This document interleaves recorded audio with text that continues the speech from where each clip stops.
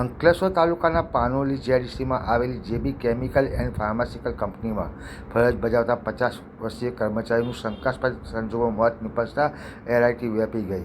સવારે ફર્સ્ટ શિફ્ટમાં નોકરી પર ગયેલા કર્મચારીની અચાનક તબિયત લથડતા કંપનીની એમ્બ્યુલન્સ તેના ઘરે મૂકવા ગઈ હતી, જે બાદ હોસ્પિટલ ખસેડાતા તબીબે તેને મૃત જાહેર કર્યા હતા. સમગ્ર મામલે પાનોલી પોલીસે એડી દાખલ કરી આગળની કાનૂની કાર્યવાહી હાથ ધરી છે.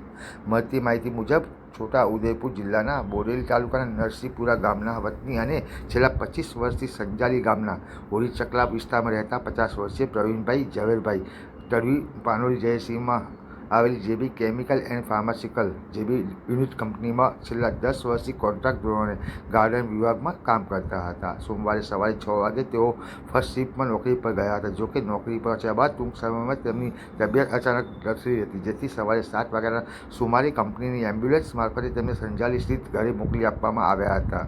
ઘરે આવ્યા બાદ પ્રવીણભાઈની તબિયત વધુ નાજુક બનતા પરિવારજનોએ કંપનીની એમ્બ્યુલન્સ મારફતે તેને તાત્કાલિક નજીકના CHC સેન્ટર ખાતે લઈ જવામાં આવ્યા, જ્યાં હાજર તબીબી પ્રાથમિક તપાસ બાદ તેમને મૃત જાહેર કર્યા હતા. ઘટનાની જાણ થતાં જ પાનોલી પોલીસનો કાફલો ઘટના સ્થળે પહોંચી CHC સેન્ટર ખાતે દોડી ગયો હતો. પોલીસે મૃતદેહને પોસ્ટમોર્ટમ અર્થે મોકલી આપી અગમ્ય કારણોસર મોતનો ગુનો દાખલ નોંધી તપાસનો ધમધમાટ શરૂ કર્યો છે. મારું નામ તડવી લક્ષ્મી છે અને મારા પપ્પા યુનિક ફાર્માસ્યુટિકલમાં કામ કરે છે અને આ મારા મમ્મી છે.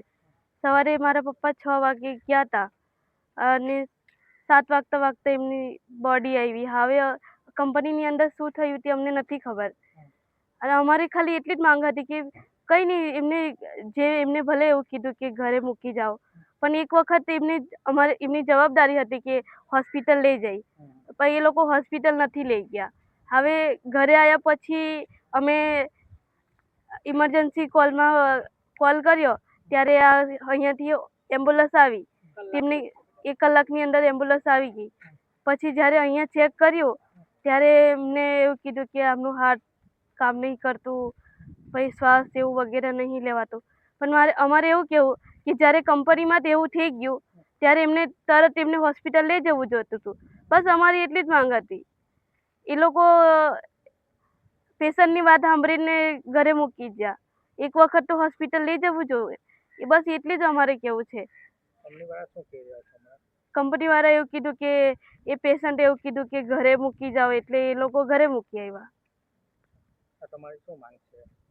અમારી માંગ એટલી જ છે કે અમને હવે મારા આગળ પાછળ કોઈ નહીં, મારા પપ્પા એકલા જ હતા.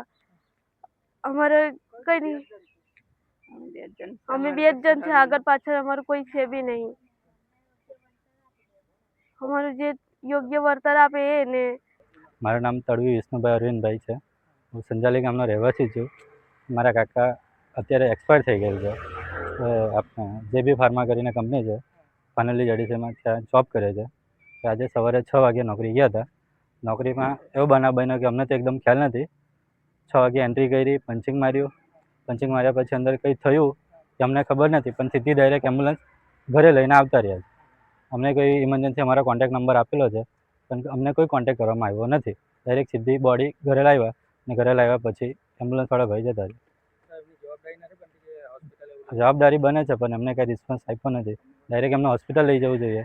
અમે ડાયરેક્ટ પહેલાં ઘરે લાવ્યા. અત્યારે કંપનીવાળાનો કોઈ રિસ્પોન્સ છે નહીં. અત્યારે સ્ટેટમેન્ટ આપે છે, એના પરથી હવે આગળ જે કંઈ કાર્યવાહી થાય યોગ્ય કાર્યવાહી થવી જોઈએ.